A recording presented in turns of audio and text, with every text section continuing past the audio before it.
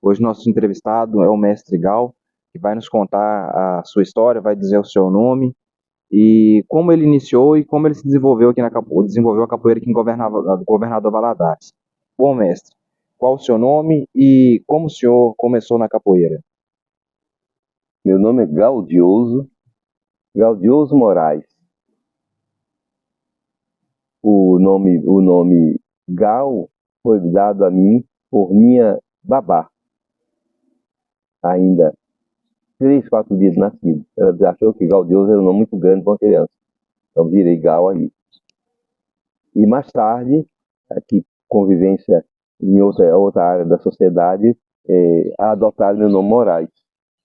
Então eu sou Gaudioso, sou Moraes e sou Gal. Eu sou Gaudioso Moraes, nascido em Ilhéus, 7 de março de 1940, tenho 84 anos, incompleto, mas 84. Já sou apaixonado por essa cidade. A prova é que fui embora daqui e voltei. O que depender de mim eu farei por essa cidade, com os poderes de uma pessoa comum, normal, eu farei. E, como disse, nasci na Bahia, nasci em Ilhéus. Morei a maior parte da minha vida em Salvador, onde me iniciei na capoeira. Me iniciei, vírgula. E na minha geração, a capoeira era mito, era mal falada, e o mal falado se propaga mais rápido do que o lícito. O que é feio, imoral e proibido, todo mundo aqui é possivelmente criança. Então eu faço jogo solto, eu luto capoeira desde os 7, 6, 7 anos. Porque eu estava descobrindo uma coisa que era proibida, era comer uma pimenta. Arde, mas você tem que ter aquele sabor. Então, a capoeira era a pimenta da época, que seduziu os jovens. Eu fui seduzido por essa energia de proibição, como todo jovem quer descobrir alguma coisa. Se for ilícita, melhor ainda. Por que é que todo mundo fuma maconha hoje? Se isso vender na farmácia, ninguém vai fumar essa porcaria. Vender na igreja, distribuir na igreja, vender na farmácia, ninguém vai querer isso. Não leva para lugar nenhum. Mas o proibido é lindo, é gostoso. Então, a capoeira era proibida, eu comecei muito cedo e quando cheguei em Salvador, já para estudar e etc., fazer teatro principalmente, eu fazia teatro, sou artista, rapaz, fazia teatro, no Teatro Castro Alves, morava no fundo do teatro, na rua, não sei o nome da rua, vou falar daqui a pouco, no fundo do teatro. Quando cheguei lá, todo mundo quando chega, é, quando chove, a água corre para um lugar só, não é isso? Roda, roda, mas para um lugar só. Não tem como você não cair no Pelourinho, no Mercado Modelo. Eu fui como todo mundo, né? Fui enxurrado e caí lá. E vi crianças jogando capoeira, vi velho, vi homem de 70 anos. Parecia que era um contorcionista, ou um faqui indiano, com 70 anos. Eu disse, não é possível, isso aqui é vida. E eu fui uma vez, duas, três, e lá na roda conheci pessoas. Bem, eu acabei caindo na grande escola de capoeira do mundo, Bimba, mestre Bimba. Essa é a minha história inicial para capoeira. Aí que eu comecei a entender o que é capoeira, estudar capoeira, me dar dever de casa. Mestre, o senhor ficou quanto tempo praticando a capoeira lá com o mestre Bimba? Chegou a se graduar? Como é que foi? Cheguei sim. Não foi muito, para mim não é muito tempo. Eu gostaria de ter ficado lá, de estar lá até hoje. Seria melhor para mim. Mas eu fiquei direto com o Bimba 4 anos. 4 anos e pouco, 4 anos na escola do Bimba. Em seguida eu precisei voltar para a Feira de Santana, mas é perto. Todo dia estava lá, mas fazia aula em Feira de Santana com um mestre saído da escola de Bimba, que era médico e que foi passou num concurso e foi ser médico em Feira de Santana, que é 100 quilômetros de distância, e eu já conheci ele de lá, nos encontramos em feira, ele foi fazer aula, não, eu vou continuar aqui. Eu fui ajudá-lo da aula, E como é que era o nome desse mestre, mestre? Arada, Arada. Esqueci o nome verdadeiro dele, esqueci, eu vou lembrar. Voltando só atrás, morava atrás do Teatro Castro Alves, na rua Francisco Ferraro. Francisco Ferraro, número 80, dá para conferir, no fundo do Teatro Castro Alves. Ô, mestre, naquela época, como é que era o desenvolvimento, assim, da capoeira com o Bimba? Desenvolvimento do trabalho dele, né? O senhor ficou esses 4 anos com ele, então, assim, até para se graduar, o que precisava para ser um bom capoeirista? Olha, para ser capoeirista naquele tempo, você primeiro tinha que se sustentar. O Bimba tinha atividades que geravam recursos, pequenos, mas geravam recursos. E ele cobrava taxa simbólica só as pessoas graduadas ou muito interessadas, e os voluntários, é que mantinha o Bimba. E o Bimba tinha alma de capoeirista, se contentou com isso, e mais tarde surgiu uma coisa que é normal nesse convívio social: os despeitos, as rixas e as brigas. Ele teve que, como se fosse, se esconder atrás da capoeira, se esconder atrás do jogo da capoeira. E perdeu a oportunidade de fazer mais algumas coisas por ser capoeirista. Pelo menos é o que ele deixava transparecer. Ele era muito fechado e ele se dava o luxo de não dar essa intimidade toda a um aluno. Ô mestre, e assim, o senhor iniciou com o mestre Bimba, o senhor participou, fez aula com ele durante esses 4 anos, e aí o senhor veio para Governador Valadares, e como foi a sua chegada aqui em Governador Valadares, e como que o senhor iniciou o trabalho de capoeira aqui em Valadares? E se na época que o senhor chegou em Valadares, se havia capoeira em Valadares? Começando do meio para o início, não existia isso, né? Ninguém nem sabia essa palavra, o que era. Não existia isso. Mas, coisas que não dá para falar aqui numa entrevista, porque é longa, seria uma outra entrevista, os motivos que me trouxeram para Valadares. A verdade é que eu cheguei aqui. E ao chegar aqui, eu estava, na época, proibido de me expor na sociedade. Detalhes pessoais que um dia vocês saberão.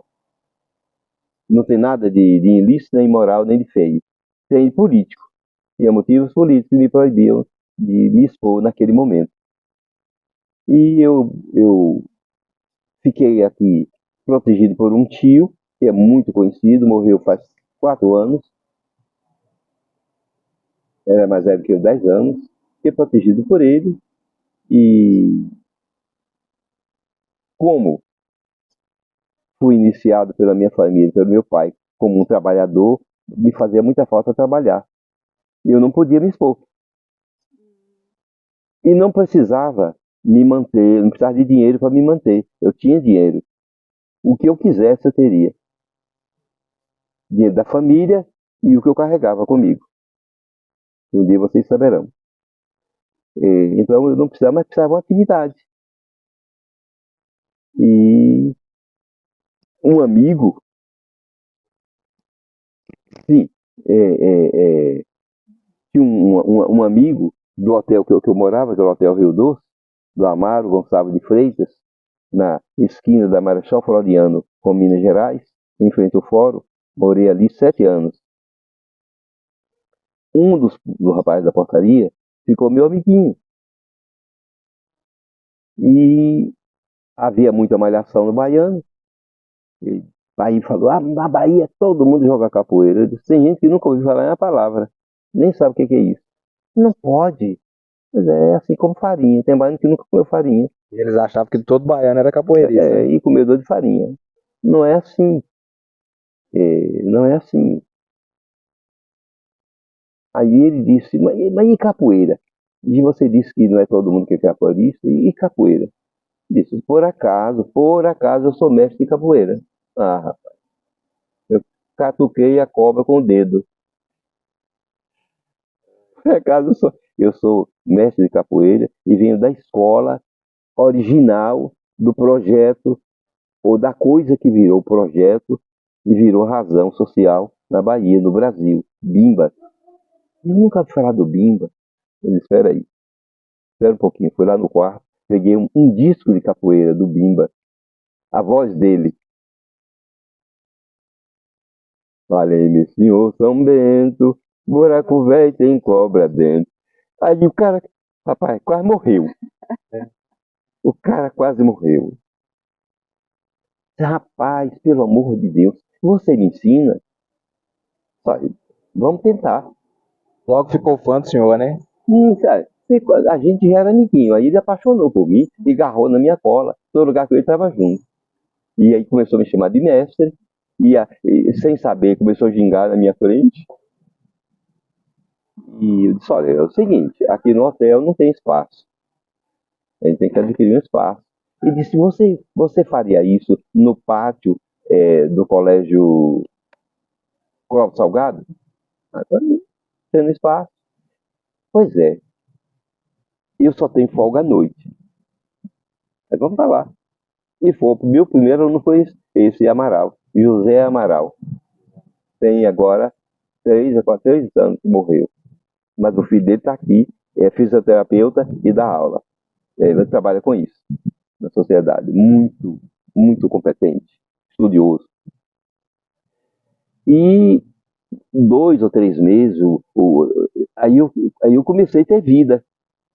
Me soltar, já pensou, o cara que está preso, com o coração preso, e ele faz um jogo de capoeira. E eu trabalhei esse cara, trabalhei e tal, até que ele já dava para fazer um jogo solto. Jogamos capoeira. Quando ele estava corrompido com a capoeira, mordido a mosca azul, como eu falo, ele disse, eu posso trazer um amigo, um colega de colégio? Pode. Quem é ele? É o Negão. Mas o Negão tem nome? Não, Moisés. Trabalha na Remac. Ele é novo, mas já trabalha na Remac há muito tempo. Se fosse hoje, o termo negão dava problema, né, mestre? Dava confusão. Negão daquele tempo era o nome dado a quem a gente ama. Meu Negão. Ô mestre, ele era negão, esse aí é o neguinho. Esse é o Neguinho. Pois é isso aí, essa coisa, esse termo, essa expressão que mexe com o coração da gente. Nós somos neguinhos. Aqui não tem branco. Aqui só tem neguinho. Feliz de quem é negão. Porque aí fica original. Neguinho é muito pouco para chegar ao tesouro do negão. É lindo ser negão. Para ser chamado de meu negão. E aí, mestre, veio esse Moisés, esse negão, né? E aí, como que foi? Aí como é que o senhor continuou o desenvolvimento? Continuei dando aula para eles quase 2 anos. Quase 2 anos ensinando. Toda noite a gente ia para lá. Fazia pouca coisa, muita coisa. A iluminação muito, muito ruim. O pessoal lá não ligava o que precisava. Dentro do lusco-fusco se dava aula. Foi quase 2 anos, ou 2 anos, não sei, por aí, dando aula para essas 2 pessoas. E o Amaral, morava aqui, mas não era daqui. Ele era de uma fazenda aqui no Brejobinha. Justamente do Brejobinha. E quem era daqui era o Moisés. Eles tentaram trazer mais uma pessoa e eu não consegui, não permiti. Não traga não. Deixa a gente ficar melhor. Deixa vocês estarem melhor na capoeira. Para poder a gente já chegar aqui, alguém chegar com a noção pedagógica e etc. É muito pouco, vamos fazer mais. Estimulando, cobrando para que eles treinassem mais. Vamos fazer mais isso, tá. Bem, ficamos 2 anos.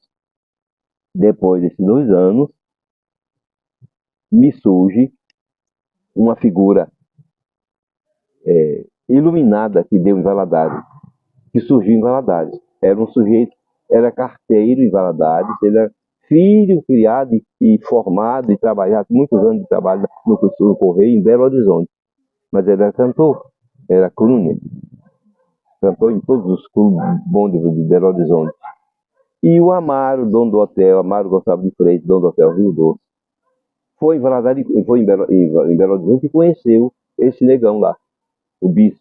Messia Bispo Martins, era o negro, gordo, barbicha, com a voz de veludo. Não tinha que não se apaixonar. Aqui que dá que o pessoal daquela época é apaixonado até hoje. E esse negão, eu não quis comprar um carro com medo, não queria coincidências, comprei uma Vespa. Iniciou o loteamento do Altinópolis, não tinha nenhuma casa lá. E o bispo arranjou construiu, arranjou uma casa de madeira lá para morar. E eu levava ele todo dia de tarde, quando ele saía do correio, passava por lá para conversar comigo. Dizer que eu era culto. Ele falava inglês fluente, o negão. E eu levava ele lá de vez. E um dia, o Amaral, numa conversa, ele chegou e o Amaral falou da capoeira. O sem vergonha do Amaral. Aí o bispo, você é capoeirista, cara? Estava surgindo o termo cara. Contou o seu segredo, né? Contou, me pegou minha rapadura. E sentamos, falando de capoeira, porque ele era um cara doce, de uma alma incrível, merecia saber. Aí eu falei de capoeira, ele chorou igual uma criança, mas chorou assim, lágrima correndo no rosto. Quando eu falei da origem da capoeira, como lutou, o que é ser um estudante de capoeira, o que é que ele aprende, o que é passado para ele da doutrina do amor pelo ser humano, pela vida, para ser capoeirista. Aí ele chorou igual uma criança. E dentro daquele choro, eu fui levar ele lá em cima, voltei. No outro dia, pouco dia depois, chega ele. Rapaz, eu tenho um negócio para você. Não me arranja nada não, que eu já tenho problema demais. Eu nunca te contei minha história. Não precisa contar não, porque você é o cara que chega, você é um cara que paga o ingresso sozinho. Você é o cara que quando chega paga o ingresso. Bem, poucos dias depois ele me chega, dizendo, vamos ali comigo, a pé. Ele com a mão cheia de carta. Carteiro, né? Fomos lá na Barra Eleodora, eu esqueci o número do prédio. Quem sabe onde é a Barraca do Baiano? Tô logo depois da Barraca do Baiano. Do mesmo lado, lá de esquerda para lá, de lá para cá. Eu não sei se. Eu esqueci, parece que 197. Eu vou olhar e vou falar com vocês o número. Me leva nesse endereço. Vamos subir essa escada aqui. Não tem que pedir licença. Não, eu subi. Eu sou carteiro, conheço todo mundo aqui. Aqui é a minha rota. Subindo, cheguei lá, vi aquele salão. Ele disse, que tal você fazer um show aqui? Eu disse, rapaz, não faz isso não, senão eu morro.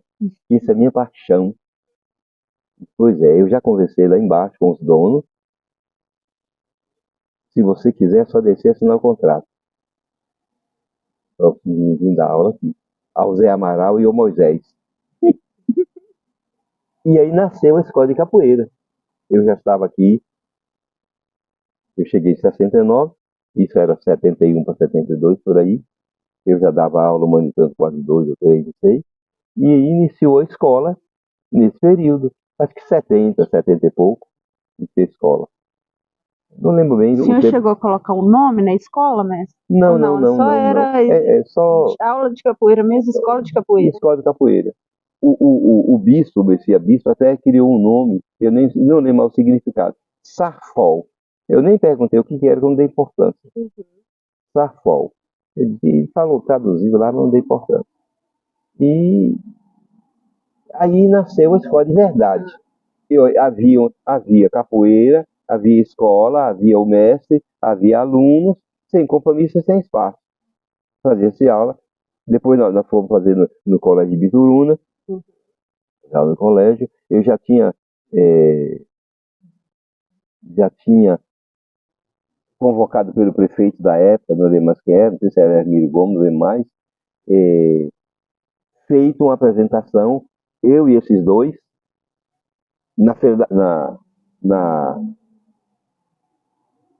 qual é o nome? Da Paz? Na Feira da Paz, mas no espaço ali, meu nome? Praça de Esporte. Praça de Esporte, na Praça de Esporte. Tudo de Valadares acontecia ali. Não existia ainda ali a pousada o pouso do Rio Livre, isso não existia. Era lá. E já existia isso, eu já tinha feito apresentações, foi feito por meu amigo. E, e aí começou, foi daí que surgiu a escola propriamente dita, e que ficou até que eu voltei para a Bahia. Fiquei capoeira 6 anos. Com capoeira, não foi com a escola, mas com a capoeira já, do início até eu largar 6 anos, quase 6 anos. E o senhor disse que como conversava com ele quando chegou aqui, né, não havia capoeira e em Belo Horizonte que ele trabalhava muito, como é que era também? Tinha essa capoeira lá? O Belo Horizontino nunca tinha escutado nem falar isso. Sabia o que é isso? Até porque o pessoal de Belo Horizonte era um mineiro. E capoeira é coisa de preto, de baiano. Quem queria isso lá? Isso não era coisa boa pra gente querer ver. É coisa de preto e de baiano. Isso não é coisa para mineiro. Mineiro tem uns que até hoje se julgam sangariano. Aqui não é coisa de lugar de coisa de preto. Então Belo Horizonte não tinha isso. Nem mesmo no meio dos marginais, que já tinha marginal. Pouco, mas já tinha. Ô, mestre, e como era a capoeira naquele contexto, quando o senhor iniciou a escola aqui, esse tempo também que o senhor praticou a capoeira com o mestre Bimba na Bahia, a capoeira ela era uma capoeira bruta? Como era essa capoeira? Era uma capoeira de valentia ou era uma capoeira mais tranquila? Olha, nós temos 3 mestres bases da capoeira: Bimba, Canjiquinha e Pastinha. O Canjiquinha e o Pastinha são dissidentes da política e da cultura do Bimba. Houve rixa e eles se separaram. E foram criados capoeiras com várias mentalidades. Até porque pensa na ignorância que havia no Brasil e na Bahia naquela época, de brutalidade, uma brutalidade criada pela turbulência do governo. A polícia não podia saber que existia num lugar um capoeira que ia para trás para prender, só porque sabia que ele morava lá. Bem, então surgiu capoeira. Capoeira amor, Bimba. Amor, compreensão, sabe, companheiro de família. E os dissidentes criaram várias capoeiras. Então, a nossa era a capoeira da beleza, capoeirista capaz de carregar um andor nas costas com um santo de barro para não quebrar. E os outros tinham de tudo que se semelhasse: brutalidade, ignorância, prisão. Porque nós éramos, nessa época, pessoas desinformadas e com maus hábitos. Todo homem tinha que beber, senão não era macho. Era a época do macho. Se não batesse na mulher, a mulher mandava nele. Nós somos fruto disso aí, e a capoeira também. Agora, o Bimba era seleto, tinha que ter organização, ordem, harmonia, tinha que ter beleza, pureza e ser, acima de tudo, solidário do ser humano. E isso era a capoeira que eu aprendi, conhecendo as outras. Vendo em roda. Correto, né? Mestre, a gente sabe, né, assim, que é o que dizem, eu disse aí que o tripé da capoeira foi o Bimba, Pastinha e o Canjiquinha. E que a capoeira mãe era a capoeira Angola, né, e que aí eles treinavam e que o Bimba, né, desenvolveu a capoeira regional. Como é que era isso naquela época? Só existia Angola. Todo mundo era angoleiro, que era como se chamava. Todo mundo era jogador de Angola. O Bimba tinha uma relação muito grande no meio dos alunos, com alunos evoluídos, médicos, advogados. Então, esse pessoal aguçou muito o cérebro do Bimba. E esse aguçamento, essa convivência com esse pessoal, fez o Bimba jogar na Angola um monte de golpes. Golpes que não era saído do chão, era já em pé. E aí veio, como era regional, era Angola, para dar nome, deu um nome de regional. Também por orientação desses alunos esclarecidos. Regional. Essa é regional. Nasceu aqui. Essa é regional. E veio a dissidência, as brigas de bimba, inveja, só briga boba. Inveja e criaram rivalidade de alunos que disputavam, haviam brigas, etc. E ainda não era nem do meu tempo, ano do meu tempo, já havia essa confusão e ficou estabelecido que Paciência Riquinha ensinava Angola, a regional, e Bimba ensinava só a regional. A capoeira em pé, cheia de golpes maravilhosos, mais potentes. Foi assim que nasceu a regional. O Bimba fez um enxerto, pegou o golpe de tudo que a arte a gente já conhecia e adaptou colocando na capoeira. A regional é uma Angola com um auxílio enorme de outras culturas que envolve o corpo, e o Bimba, com a ajuda desse pessoal, introduziu na regional. O mestre, e o senhor que teve contato com o mestre Bimba direto, o senhor foi aluno dele durante 4 anos, o que mais te marcou nesses 4 anos que o senhor passou com o mestre Bimba? Você tem uma coisa assim que o senhor pode tirar e falar assim, pô, aquilo ali me marcou, o mestre fez aquilo ali e eu trago isso na minha memória até hoje.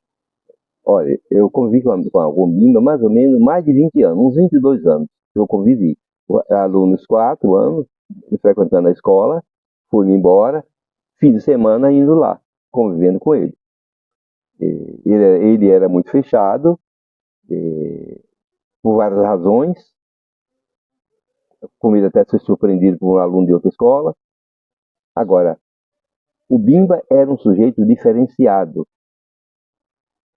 Não tem como você passar por ele e não ter um rosário de pontos que chama atenção e que diferencia o sujeito das outras pessoas. Mas ele tem um ponto crucial. O ponto chave, matriz dele, era a honra. Ele não mentia. O que ele falava, ele cumpria. E isso foi fundamental para mim, me apaixonar por ele. Porque ele era verdadeiro. Não tinha conversa fiada. Agora, ele não bebia, ele não jogava, ele nunca teve uma briga na rua, ele nunca foi preso. Ele foi perseguido pela polícia na época que era proibido fazer capoeira. Ele pecou nisso aí, se é que isso é pecado, perseguido, fugiu algumas vezes, voltou. Mas o que me marcou foi a honra dele. Verdadeiro, não mentia. Ele falava e podia crer. Correto, mestre. E assim, quando o senhor veio para Valadares, o senhor pegou esses ensinamentos com o mestre Bimba e como o senhor começou a desenvolver a sua filosofia com seus alunos na sua escola aqui em Governador Valadares? Quando eu cheguei em Valadares, primeiro havia uma rixa muito grande, uma coisa que talvez você não conheça, que era o Paulo Zene, o jogo de futebol. Tinha um time no Santa Rita e um time onde nós chamamos hoje de São Pedro. Um era Paulo Zene, outro era Pastoril. A primeira briga era essa. E essa briga do futebol, a origem não é do futebol. A origem era muito mais doentia. Uma pessoa da Pastoril, do São Pedro, não podia namorar uma menina no Santa Rita, lá, porque ele podia morrer, ou no mínimo apanhar muito. Eu não era doido de ir lá. Quando eu cheguei, havia essa energia azeda. Esses grupos, vários grupos rivais, isso aí. Quando pintou a capoeira, eu me envolvi. E quando eu acordei, eu já acordei para a besteira que eu fiz, que era fazer capoeira, eu já estava no meio disso, vivendo isso, saindo no jornal, briga de delegacia e essa confusão. Eu, por inocência ou ignorância ou por amor, eu me envolvi com a capoeira sem considerar isso. E isso veio para a capoeira também. Isso aí começou a entrar em choque na academia do senhor, então, no caso. Não. Aí eu implantei um sistema para blindar a minha escola, Sua escola. A minha escola e meus alunos. Para que isso não chegasse lá dentro. Para não chegasse lá dentro. Cuidei de criar um crivo. Um crivo com duas cancelas, duas porteiras. A minha irmã. Eu trouxe da Bahia para isso. Trouxe minha irmã da Bahia, pus com minha secretária, que ela fazia entrevista de recrutamento. Depois que ela considerava razoável, ela passava para mim, que fazia uma entrevista, e às vezes tinha mais 5 ou 6 entrevistas com aquela pessoa, para depois ele. Então eu criei uma blindagem. Essa era a admissão para entrar na A admissão, esse era o. Era essa entrevista, essa era a né? senha. Então a irmã do senhor não veio antes do senhor Não. para dar aula de capoeira? Não, ela nem jogava capoeira. Veio aprender capoeira aqui. Jogo, O senhor sabia. fazendo a parte da entrevista, né? E acabava pegando os treinos com o senhor? Não, alguma coisa assim. houve muitas oportunidades que ela ficou sozinha comigo na escola. Eles vão lá brincar para você aprender também. E ela, por sinal, um dos álbuns mais bonitos que eu já vi, era um álbum lindíssimo. Como é que era o nome da irmã? Sinaídes. Era, não é. É minha irmã caçula, mora em São Paulo. Mora em São Paulo. Casada com um engenheiro. E a gente se fala, ontem mesmo me falou, eu lhe chamo de Loura Caçolão, que ela é loura, né? Loura Caçolão. E assim, mestre, e aí o senhor blindou, como o senhor blindou a sua academia para que isso não entrasse lá, não atrapalhasse o desenvolvimento que o senhor tinha com seus alunos? A escola está lá até hoje, o prédio e o acesso. É um portão de ferro com fechadura, uma escada que sobe lá em cima acontece. Eu sempre deixei o portão trancado. Se por acaso alguém chamasse lá embaixo, eu nunca mandei ninguém, eu ia lá ver quem era. E resolvia lá. Se por acaso alguém disse, eu quero falar com alguém da escola, disse, olha, agora está em aula. Você volta aqui para a hora, era a hora que minha irmã estaria sozinha. Ainda ia se dar com minha irmã. Só passava para mim quando ela achava que era conveniente. Então, foi várias formas de blindagem. Nós chegamos até pitoresco até. Chegou pessoa, passou para minha irmã, chegou a mim, e eu fiz a pergunta básica. O que é que você está buscando na capoeira? O que é que você quer daqui? Ele disse, não, isso era morar no Carapina. Aquele beijo, não, nem que eu estou namorando a minha, os irmãos delas querem me pegar, e eu não sei me defender. Eu preciso. Olha, meu amigo, você está no lugar errado. Quando você desce a escada, em frente tem uma escola de judô, do Ciro. Ciro Gomes, um dos maiores lutadores que eu conheço. Realmente era. Você é meu amigo. É o Ciro, é lá. Porque aqui, eu não sei se você observou, aqui nós somos meio bicha. A gente aqui nós dançamos. Olha que nós dançamos balançando a bunda. A gente aprende a mexer com o corpo. Isso aqui não vai defender de nada. Por favor, vai lá. Isso rendeu o problema. Ele chegou lá e contou a história pro Ciro. O Ciro foi atrás do bispo, do carteiro, que entregava a carta lá. E pediu ao bispo que conversasse comigo sobre isso. E gerou um problema. Só porque eu disse que a gente era meio bicha lá. Mas. Entendi. E aí o senhor pegou, começou a blindou seus alunos, então, né, nessa questão da rivalidade que havia entre Santa Rita, né, e São Pedro, né, por causa do futebol. Paulo Zene e Pastoril. Paulo Zene e Pastoril, né? E aí, ninguém nem lembra disso mais. E aí o senhor, qual era o lema, se tinha um lema que o senhor levava na sua academia, para o senhor desenvolver ali, talvez um trabalho social, com aquelas pessoas que estavam ali, levando a capoeira como inclusão social?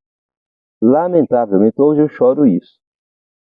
Hoje eu choro lágrima de sangue porque não foi feito isso. E ainda bem que não fiz, porque eu não fiquei para sempre e isso ia morrer, como tantos projetos morrem. Eu até, se eu enveredo nisso aí, corri o risco de eu não cumprir minha missão, não voltar para a Bahia. Que eu tinha dinheiro para patrocinar isso. Mas eu não fiz isso, até porque aqui, na época, era uma época onde tinha um monte de pessoas da sociedade importantíssimas que tiveram naquela época e não tem mais. Eu posso chamar Ivete Tarsis, Pedro Tarsis,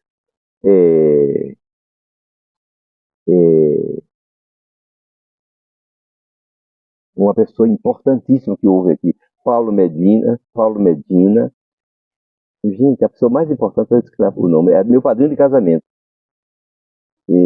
A mulher dele é dona de uma floricultura, Helena, da Catleia Flores, era a esposa dele. Eles hoje moram em Porto Seguro.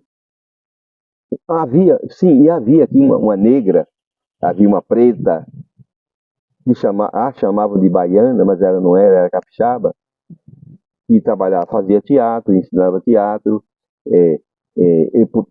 Por consequência disso, eu fui julgador de carnaval por 2 ou 3 vezes, influência dela e do bispo. Então, havia muitos voluntários voltados para o trabalho social. E gente daqui, que conhecia tudo, as maldades, dificuldades e os embelecos todos do que é desenvolver um trabalho.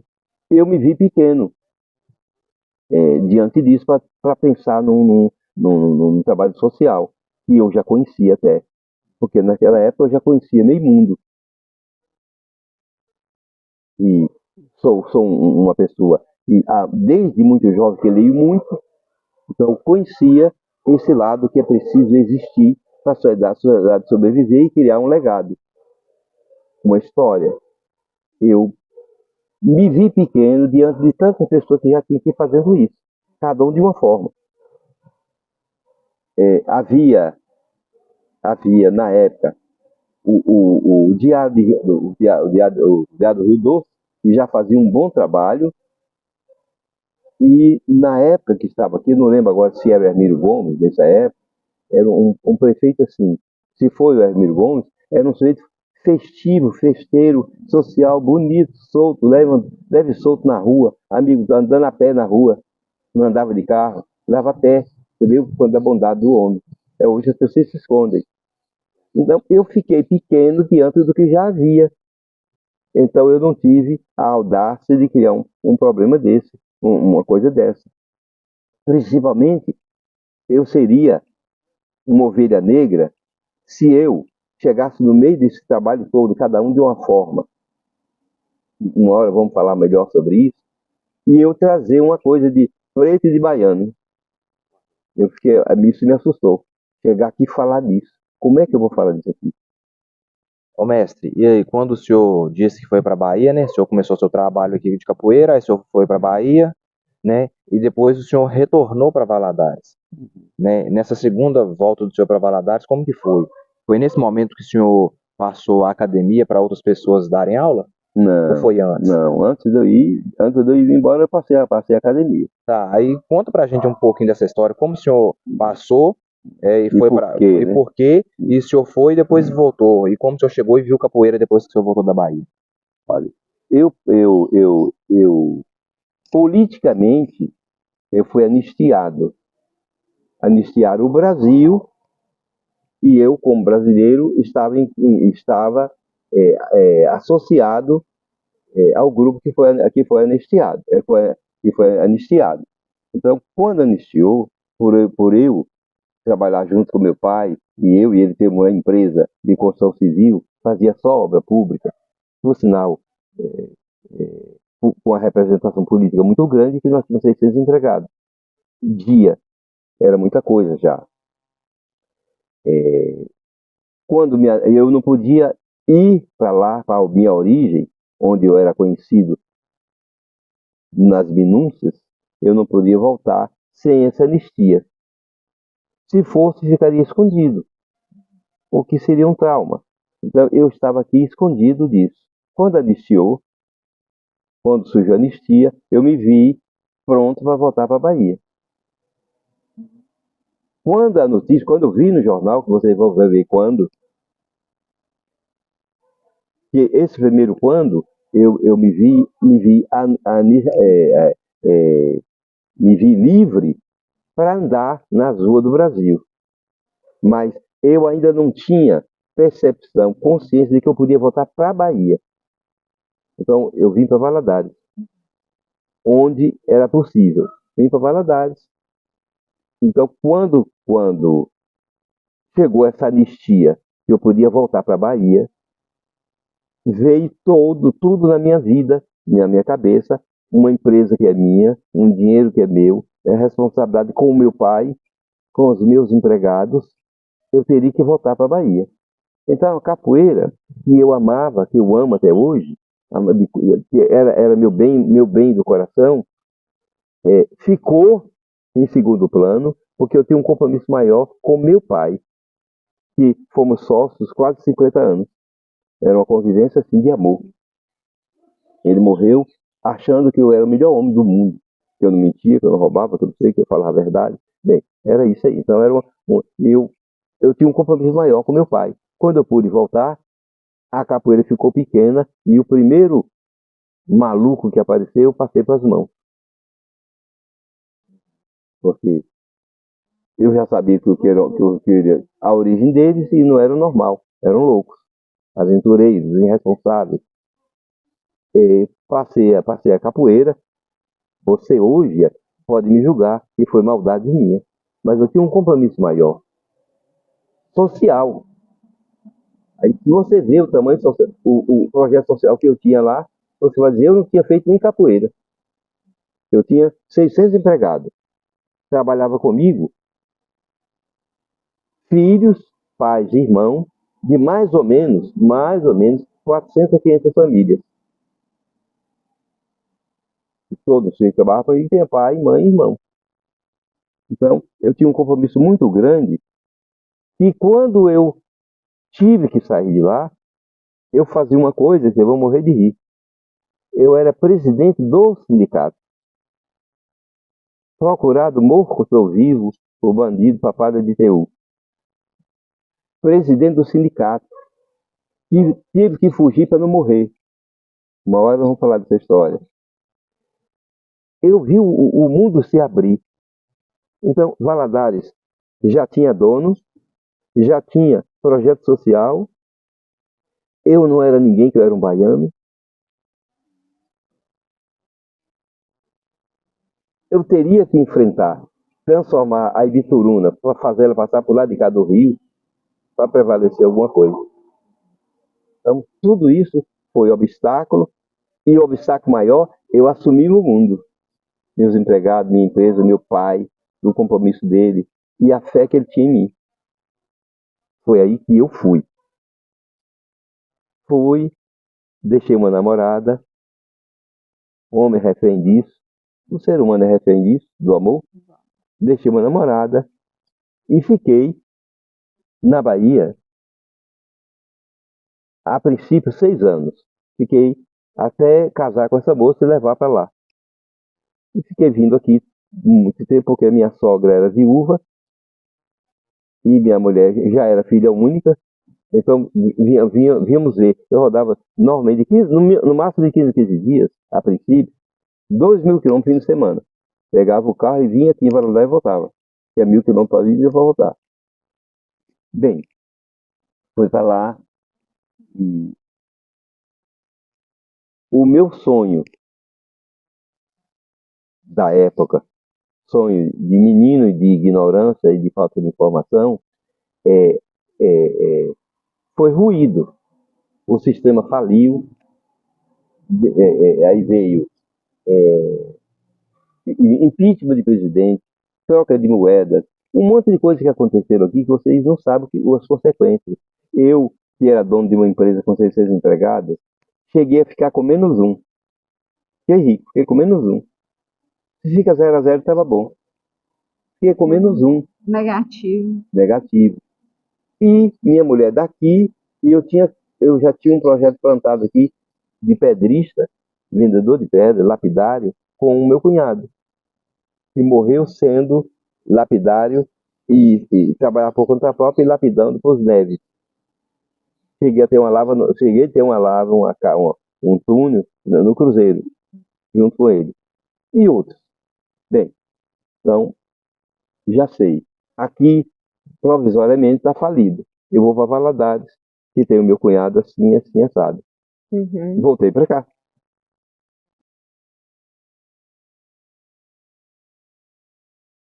E o senhor abriu o jornal? Sim, e a recepção foi maior. Quando eu cheguei, sou um leitor, gosto de ler, fui atrás do jornal, estava lá uma foto de uma dupla se desafiando. Roque, que é meu amigo, e o Donizete, que não é meu amigo, mas eu só admiro o trabalho dele, porque faz um trabalho lindo. Os dois se desafiando no jornal, iam ter um encontro para sair na porrada. Eu quase caí duro, aí eu me escondi. Eu cheguei aqui pensando em me encontrar com alguém. Eu me escondi, nunca mais eu vi ninguém da capoeira. Não vi, eu sabia quem era, onde estava. Passava na Serra Lima, pelo passeio, escondidinho, tinha a roda lá, e nunca dei as caras. Na época, né, que o senhor estava com a academia, você havia o horário feminino, como é que a mulher era vista no meio da capoeira naquele tempo? Como eu disse a princípio, eu transformei a capoeira num santuário. Transformei a capoeira numa instituição familiar. Quem não amasse um ou outro lá não fazia parte do nosso grupo. Então, as mulheres lá passaram a ser o xodó dos capoeiras. Até porque a mulher, com a sua condição física, biológica, ela tem mais molejo do que um homem. Ela não é tão dura, tão encurtada como um homem. Então as mulheres pegavam a capoeira muito rápido. E os homens passaram a adorar o molejo feminino. Foi um incentivo muito grande para os homens ver a rapidez que a mulher pegava um golpe e atacava defendendo. Isso foi lindo demais. Então a mulher lá foi amada. As mulheres foram respeitadíssimas. Você está doido? Mas no tempo que o senhor começou na Bahia, como é que era? Não, isso não existia. Essa palavra mulher não existia.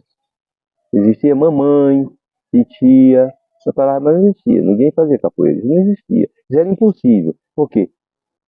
Era coisa. E os homens que faziam capoeira eram perseguidos, a polícia ia atrás, prendia. Tem uma cena pitoresca, a polícia pegar um homem, desconfiar que ele era capoeirista. A polícia andava com uma sacolinha com laranja na sacola. Pegava a laranja e soltava que se ela não saísse na bainha da calça, que a calça que nós criamos, que foi criada, ela era justa como a de hoje. A boca era pequenininha, não passava nada. Se a laranja não saísse lá, prendia. Porque era capoeira. Porque era capoeira. Com certeza era capoeira. Ô, mestre, queremos agradecer o senhor pela sua disponibilidade de passar essa manhã com a gente. Tomamos um café maravilhoso. O senhor contou parte da sua história na capoeira. E eu queria, assim, se o senhor tem alguma mensagem para as pessoas hoje, não somente os capoeiristas, que como se deve viver, vivendo nesse contexto da humanidade que a gente está passando por hoje. Olha, é uma receita amarga e difícil para se passar para a humanidade. Mas lógico que tem jeito. É amarga e é difícil, porque, principalmente no Brasil, tem um fenômeno muito perverso, que é o povo deixou de ler. O povo deixou de se cultuar. E isso aí morreu a leveza e o amor junto. E acabou o respeito um pelos outros. A receita hoje maior que eu daria, tem a menor, mas eu vou falar da máxima. Hoje, aqueles que já estão com sede, por favor, estude física. Quem quiser evoluir, quem quiser crescer, pelo menos estude música ou matemática. Porque vai aguçar a mente, vai crescer a capacidade de discernimento e, com certeza, adocicar a alma. Nós estamos precisando de um açúcar que não faça diabetes. Para a gente comer 25 horas por dia para adoçar a alma. Nós temos que aprender a amar uns aos outros. Jesus Cristo deixou, e eu deixaria aqui agora, no seu legado, ele diz: filhinhos, mestre, o que é que nós vamos fazer? Filhinhos, amai-vos uns aos outros, assim como ama a si mesmo, e o resto vos será acrescentado. Na hora que eu amar você, na hora que eu amar você, na hora que nós nos amarmos, o mundo fica pequeno e leve, porque nós somos a força que segura o todo. E estamos sendo arautos do amor,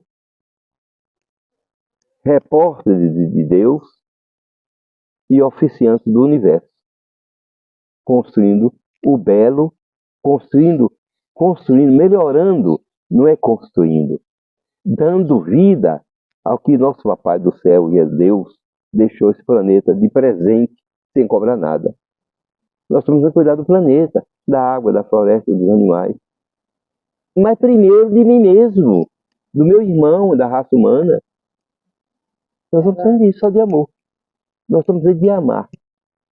Filhinhos, amai uns aos outros, assim como ama, acima do que ama você mesmo. E o resto vos será acrescentado.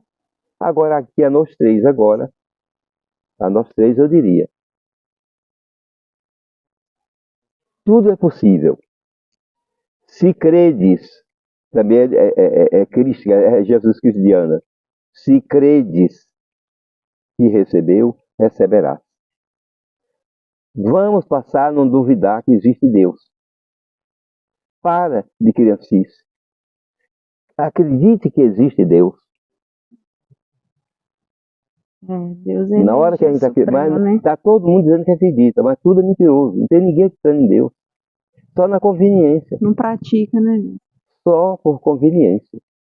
Essa seria a minha mensagem, singela, simples, de um homem que não é nem um grão de areia no universo, mas que faz parte de toda a areia, de todos os desertos da Terra, vibrando para um dia a gente ser uma montanha de diamantes.